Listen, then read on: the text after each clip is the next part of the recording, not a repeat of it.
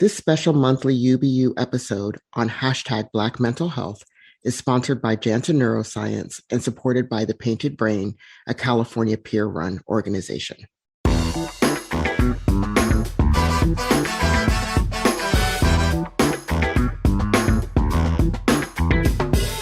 Okay. Well, welcome back to Unapologetically Black Unicorns. And lucky us, it is yet another special episode of hashtag Black Mental Health. So we have a fantastic, fantabulous, splendiferous guest, and that is Pastor Najuma. And I am actually going to let the pastor introduce herself. So please introduce yourself. Well, hello, Karis, and thank you to the Unapologetically Unicorn audience. Thank you for having me on. I'm excited to be here with you. I am Pastor Najuma Smith-Pollard. The way I like to introduce myself is I'm a pastor here in Los Angeles. I'm native Los Angelian. I work at USC. I'm the Assistant Director of Community and Public Engagement. What that means is I do a lot of our forward-facing work out in the community, meetings, conversations around faith, interfaith work, community development, social justice, civic engagement. And I'm blessed at this season of my life to be able to marry my professional life with the calling as pastor because I work in that area of faith 24/7. And I'm a mom, I'm a grandmother, and I'm just excited. I'm excited about life, and I'm glad to be here with you all today. Awesome. I'm so excited to have you here because I heard you speak on we had this project with California Community Health Alliance project, and which is looking at sort of what are the community assets and community needs, particularly for the Black community in California, to help us with our mental health and well-being when we're, you just have to always be mentally healthy. You have to think about it. And then maybe your health isn't so great. And then, then maybe it becomes a mental illness. And then maybe there's crisis. And then there's recovery and resilience. And there's this whole gamut. And so how do we think about all of this in our community? And that was part of the work we were doing. And you came and you spoke to us about the role of the congregation. And I love that talk about congregation to clinician, understanding the unique needs of the Black community. So I kind of want to start off with where you started, which was the church as the first responder. Yeah. Okay. Yes. Share. So when you think of a first responder, you think of who is the first person on scene in the midst of a crisis, right? So which is why typically first responders are EMTs, because traditionally when there's a crisis or an injury, that's who we call, right? Mm-hmm. But in actuality, there's another layer oftentimes to crises, especially when you're talking about community crises, right? There's often another layer before you even get to an EMT or before you even get to, the justice system. There's another layer that's often overlooked, but in the last few decades has been getting more acknowledgement as a first responder phase. And that is the church or the faith community. And I'll say faith community because everybody doesn't go to church, but they might be part of a spiritual group of many different kind of faiths. And here in California, Los Angeles got 9,000 represented. So let me give you a perfect example. It looks like one of my members calling me late at night because her mother is seeing things and she's asking me to pray before she actually calls the doctor, right? Mm-hmm. What it looks like when the faith community is a first responder is oftentimes family members will bring a family member or a community member to the church or to the pastor or make a phone call or call the prayer group before there's ever an engagement with a doctor or law enforcement or EMT even, right? And because the Black community by and large has not led this effort, if you will, or led in the effort of going to get mental health services, the pastor, the faith leader tends to be the person that's called when there's a mental health experience of some kind. Mm-hmm. And there's a wide spectrum of that. That's the kid who's having a temper tantrum, all the way up to the person, the senior in the family that's actually experiencing a dementia episode, and the family is thinking, let's pray through it. Right.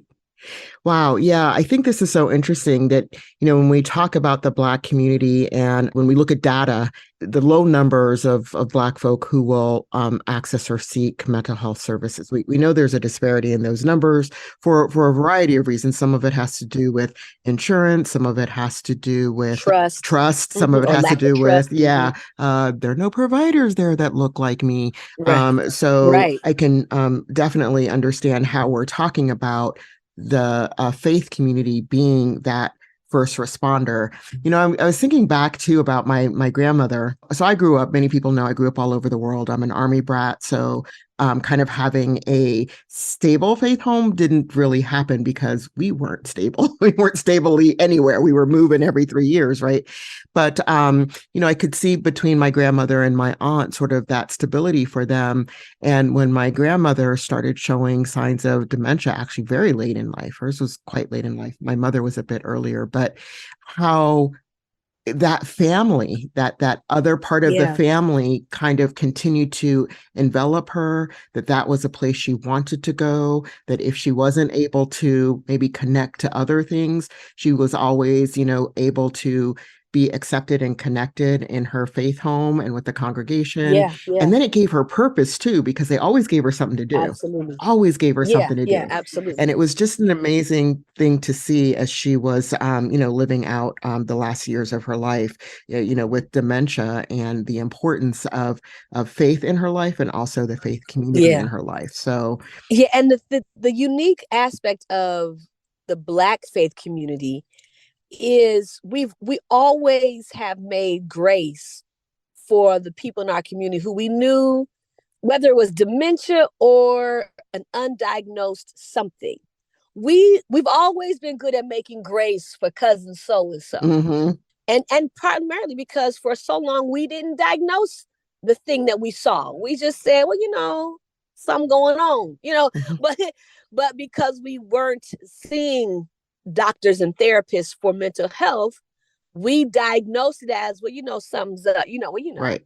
something's going on there. Right. That was our diagnosis. So that's why we say the faith community as first responder. Yeah. Because we are called, not only just called on, but we also make space in ways other areas of a person's life will not make space for them. Yeah, this is really so powerful what you're saying, and I'm snapping, clapping, and thumbs upping. But right, because I'll amen too. I could do that too. So it's the appropriate place to do it. So always the appropriate place. But because I'm also thinking about people who do, and I'm going to use the word struggle here with intention. Are struggling in the moment with their mental health condition, and other people don't understand it. To be able to go someplace where people will still surround you regardless of. Absolutely. Because isolation is one of the biggest struggles that people have. And I'm going to be honest, it can be a killer for people. Lack of meaning and purpose, again, a killer for people. And those things can happen sort of within the faith communities. And the idea of partnering, with clinicians, with family members, with the faith community, because this is seriously, it takes a village. Takes a village. Absolutely. And the faith community is part of that village. So love that. And so how do you actually build that relationship with clinicians? Do you guys do like cross training? I don't even know. How do you do it? So what I've done at Word of Encouragement, even before that, because I come out of the AME tradition. So every church I've pastored, we've always had somebody or an organization that does mental health services be a part of the church. That to include members, but also let's have regular conversation. Let's create a bridge. So not if, but when someone comes to the pastor, and every church where I've pastored, it's been a when, not an if. When someone comes with their senior or their child or their neighbor, or when someone calls in the middle of the night or, on their way to the hospital, we have someone to directly connect them to, right? So what I encourage pastors to do when I have these conversations is find out, first of all, if there's someone inside your church who's a member who works in the mental health services space, right? Who does mental health services, and then build into your ministry with that person, kind of like, okay, this person or persons will be kind of like our resident, services person, meaning if someone calls me, today and say, hey, my son or my daughter, my first call is going to be to Angela. Who's Angela? She's a therapist and she provides mental health services. So they'll get connected with Angela. And then Angela, in her professional space, will then direct them to whatever the next steps need to be. She doesn't necessarily see everybody as a patient. She can if they want that, but her professional connection allows people to get connected with whom they need to get connected to for the next step. And Angela's just one of a few people that I have in my phone who do mental health services and know that I'm going to refer people to them, even if it's just for a quick conversation or direction, guidance, et cetera, et cetera. Right, right. Love that. Love that. So in your talk, you talked about the church's first responder, and then you talked about the empowered village. So is this part of the empowered village, is knowing kind of who's there, who can partner up with you like a mental health professional that won't be giving the therapy, but could help with sort of making the referral or thinking about resources because they know the field. Is that part of empowering the village? Absolutely. So my empowered village looks like Angela, who's embedded, right? But it's also my other two colleagues who are mental health professionals. And so I can lean into either one of them for talks, for messaging, for referrals. So there's a village always available. And I make that known so people come to our church, come to me, and they know, I know this person has built a network of people and services. But it's also about knowing like who to call. Like, okay, no, we don't need to call 911, but let's call 988, and I'm speaking as a pastor. So it's important, I believe, for faith communities to establish that empowered village. And the village doesn't always mean the village is active, but they are around, right. You know what I'm saying? Right. And you can lean into them at any given moment for whatever resources, information, connections, guidance is needed. So I think every clergy person, every leader, let me say faith leader, should have that network, that village kind of in place. And I think entities that do services should also build a network of faith communities that they will work with to forward information to get messaging. Do that bi-directional. So Go ahead. Go ahead. Right. Yeah. To say, hey, I don't know if you heard, but, this program is available. So if you got people in your church who need X, Y, and Z, this program, these services, this opportunity is available to them. So it's a two-way bridge with lanes going in both directions. Right. And yeah. So and again, it's a new kind of way of thinking about addressing mental health in the Black community. So everybody's not doing it, but the more we talk about it, I think more people are doing it, more churches are. And there are churches that I know that have embedded personnel, but they also have connections and I have more pastors who are talking about their own mental health. I just had on my radio show 2 weeks ago a pastor in LA, gentleman, young, and he's young in the sense of he's under 50. And he shared openly on our radio show about his mental health journey and process. And it just sparked so much conversation, which I was very happy about men and mental health, right? because that's still a Yes, spooky spot. exactly. That's still a spooky spot for us. Yes, yes, yeah, And, yeah. For and for even many, though yes, and even though and I and even though we see like social media stuff postings, but what people are actually doing day to day is very different. So, yeah, and again, it's beyond just normalizing it, it's actualizing it, because you can yes. normalize Putting it. it into Yeah, action. you can Right, normalize the right. conversation, but are people doing it? And those are two different things. Right. So we talked about sort of the church as the first responder, and then going into this empowered village. I think we talked a little bit about building trust, because we know that Black folks sometimes don't go for mental health care, to the mental health center, if you will, or to the psychiatry, psychologist, what have you, because there's no trust. So Right. how do you serve as that intermediary? Is that kind of what, your trusted person Angela helps do as well? Well, so let me say, trust, it comes as a result of credibility, right? And I think what had to happen over time is my words had to be credible. Angela's engagement had to be credible. Then we had to be consistent. Mm-hmm. And then trust came. So I don't think we weren't just given trust because I was the pastor. Right. And Angela wasn't given trust because she's a licensed therapist. We had to be credible in what we were saying. We had to be consistent. And then when people came to us, here's the last word, we had to hold confidentiality. Mm-hmm. So if someone came to me, I had to be credible in that I wasn't just saying stuff that I walk the walk. I talk the talk, but I walk the walk, number Mm-hmm. one, right? Mm-hmm. So that's the pastor's credibility.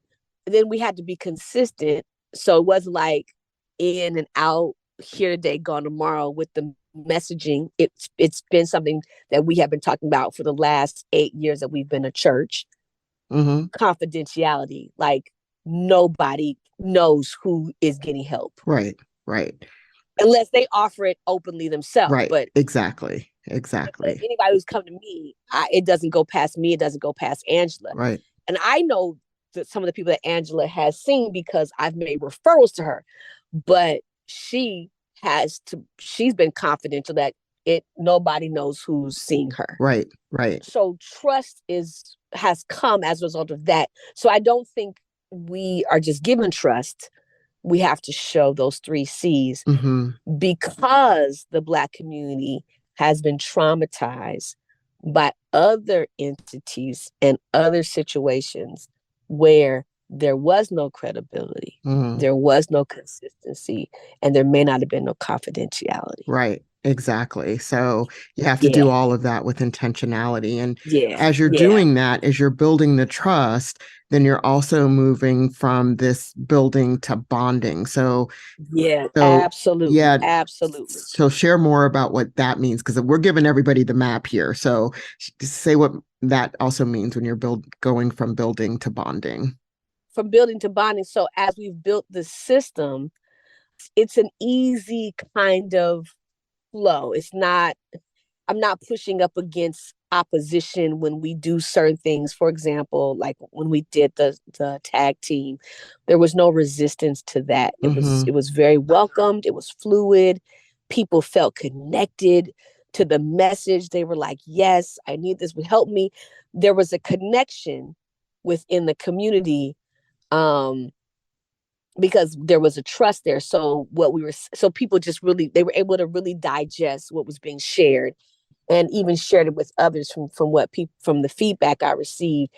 And then also it's in the fellowship, right? Like, and there's this openness to talk about where everybody's at, or people talk about them for themselves, where they're at, what's going on. And so now, those that are getting the help or doing the work, we call it doing the work, like they're able to say, yeah, so when I did this, or as I'm going through this, so now there's community happening around these issues of self-love, self-care, and mental health being at the core of that. And I love that. I mean, it's so what we need right now in the world, period. But certainly in the world today, I don't want to talk about all of the trauma drama that's happening in the world. Right. in Yeah, yeah, California and yeah. It's elsewhere, serious. but this is what we And need, right? yeah, and let me say this other piece. So the gentleman who was on my show a few weeks ago, even for him, he's now able to bond. He was sharing the bonding that's happening, and I can talk about it because it's on the radio, so radio show, so it's public. But he even shared about the bonding that's happening with him and other men in a cohort that he's put together. Hmm. So he has built a system, a process, a community, and they've bonded over these kinds of discussions. And then what it did is men who were listening and watching were like, wait a minute, I need that. Or I need to replicate that in my community. Right, right, And so now the bonding has kind of like bloomed out to another level. right, right. So the circle now Wow, widens. wow. So I'm Mm-hmm. going to ask a question. It might be a tough one, and we can. It's okay. It is going to be a tough one. So I think when we also talk about the faith community, and I want to make sure we can address this if possible, because some people will say, "Well, I was harmed by my faith community." You know, they did, like you clearly said, "Well, this Yeah. isn't demons, right?" But in some places where people will go, and I'm not calling out anybody. I'm just calling experiences that people have had. Yeah. They may have been traumatized by trying to pray out the demon that could, what should someone do? How do we help continue to educate? But more importantly, is it important for the person to know their choices that they have? Or I'm really not quite sure. Like, what are your thoughts? That's $1 million question, how to heal church hurt, because I don't know if I have the answer for that. What I know to be true, I'm going to use Oprah Winfrey's. What I know to be true Okay. is that when people are introduced to healthy spaces, they know it. Mm-hmm. So the key is to help those who have been hurt by church find healthy faith spaces. That's not easy, right? Because it's like dating. You might have to go on 7 bad dates to get to one good one. Yeah. Which is sad, mm-hmm. but that's part of the reality. Especially in a place like Los Angeles, where there's a little bit of everything going on. Mm-hmm. That's really it. It's like getting people to a healthy faith space. Yeah. And I can say, and I don't say this, I'm not tooting my own horn. I'm saying, because I can say with confidence, we are a healthy faith space. Mm-hmm. Yeah. Because we've done the work to be intentional, to be a healthy, safe space. Yeah. I have a number of people who are in our church now who, when they came to our church, were done with church. And they only came because someone said, no, please come check it out. Come, please. I promise you won't be disappointed. Mm-hmm. And I get that testimony all the time. Like, I was done with church, pastor, until I came here. I wasn't going back. Yeah. My spouse, they weren't, my kids. And so I'm not bragging. I'm just saying we've been intentional in our 8.5 years of existence to be a healthy faith space. Yeah. And what I would say to faith leaders, as well as to people in the community that are listening to this, if you have been hurt by church or faith groups, please don't give up. There are so many healthy faith spaces, but you do have to seek them out. And it is kind of like dating. You may come across one or two not so great ones before you find one, discover one that really is healthy. So that's the best answer I have today. I'm still wrestling with that. Mm-hmm. And if you know someone that's been hurt, help them find a healthy faith space. Thank you I know that was a question we hadn't really talked about, but no, it's okay. I just have this weird feeling that people are going to go, yeah, this is great, but and absolutely they are. One of the things that I've enjoyed about the conversation is that what I'm hearing is about safety, about health, about community, about all of those things that if somebody hasn't experienced that, what they're hearing is there is that possibility that is out there somewhere. Absolutely. Right? There absolutely is. Yeah. And again, and I will just kind of put myself out there to be a resource, even if you're not in Los Angeles. I tell people all the time, reach out to me and I would, I can connect you with some healthy folks because I know clergy who are healthy. When I say clergy, I'm not talking about pastors. I'm talking about like faith traditions. I know some folk who are healthy, and I know some folk that ain't unhealthy, Mm. and they still out there. Yeah. They are. You can't. Whatever it is, what it is. Yeah. But I can help. I can be reach out to me if you Right. someplace and you look if I can make a couple of referrals. Well, and this is again just another important conversation. We're always having these important conversations, but and people know I disclose. That's not unusual. And do remember one time being hospitalized, and my roommate in hospital. This is a psychiatric hospital. My roommate in the psychiatric hospital, and these days, by the way, generally when you're psychiatrically hospitalized, you're in a locked unit. Don't ask me why. That's the only way to do it, but that seems to be the only way it gets paid for or something. But point being, I'll never forget that this young woman had a propensity for praying, and she wouldn't talk to me much. But something, if something upset her, she would get on her knees and pray, and I would let her I would walk out of the room and give her space, what have you. But then it became kind of problematic for the staff, and I kept thinking, who the heck is she bothering? Like literally, who is she bothering?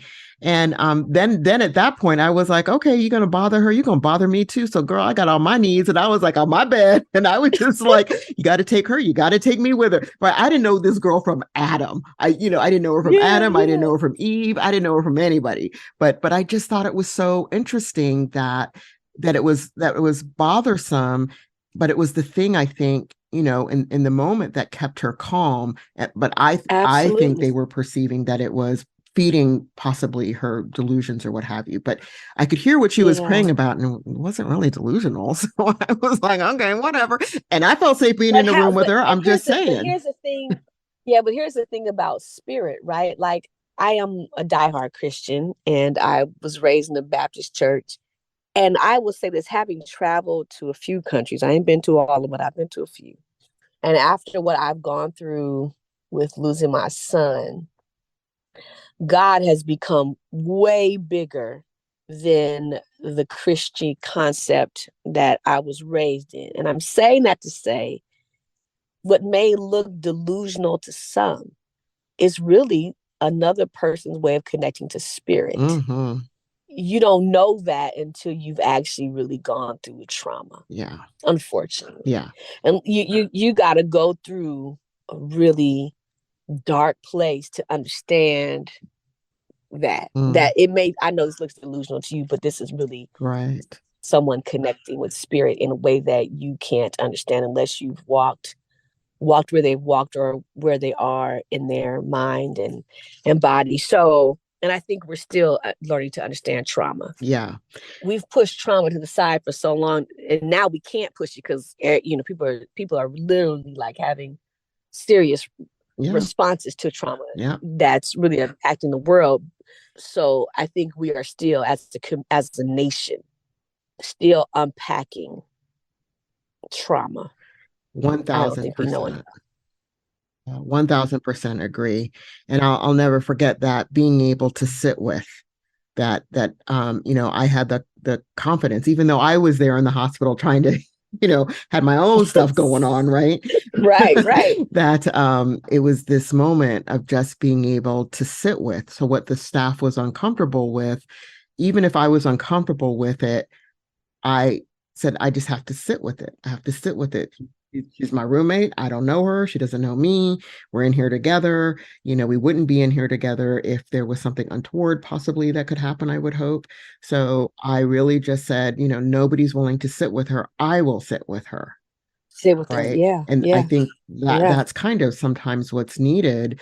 And it was there was enough distance. If she's a person who needed space, I'm a person who needs space. So don't be getting all up on top of me. But Exactly. So, but it was that, it's that sort of thing that I agree. I think we're missing. And I'm so glad you're doing the work that you're doing.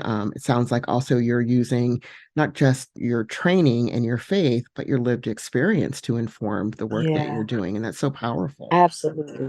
Yeah, absolutely. We have one piece of wisdom that you want to drop, because, we get into that point where we've done a lot of wisdom right now. But as we wrap up, you've dropped tons of wisdom. But if there's one piece that you want to leave people with, one piece of advice or information or what have you, what would that be? So, Black church tradition, we had a song that says, have a little talk with Jesus. He'll make it all right. And I have remixed that song to say, have a little talk with Jesus and the therapist. Together, everything can be all right.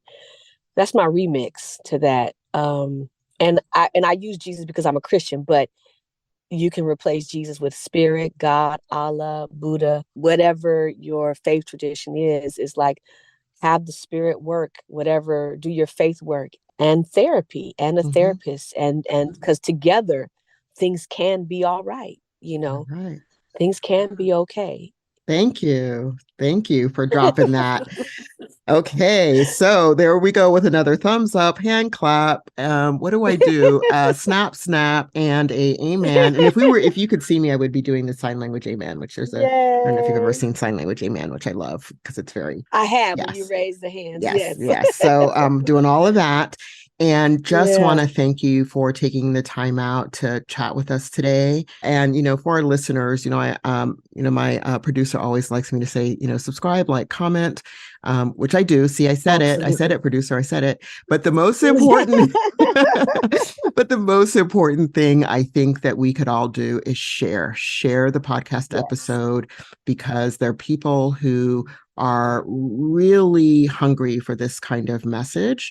And the only way they're going to hear it is if you share it with them. So please do share. Absolutely. And please do share. Yes. Yeah. And feel free to connect with me. I'm easy to find on social media because I'm the same on all the platforms at Rev Juju. So I'm the same on all platforms. So if you put that in your search engine, you'll find me. Feel free to reach out to me. I try, especially for parents who've lost children due to violence. I understand now that that's part of my work and my call now. So feel free to reach out to me. So for all our listeners, until next week, thanks for joining us on Unapologetically Black Unicorns.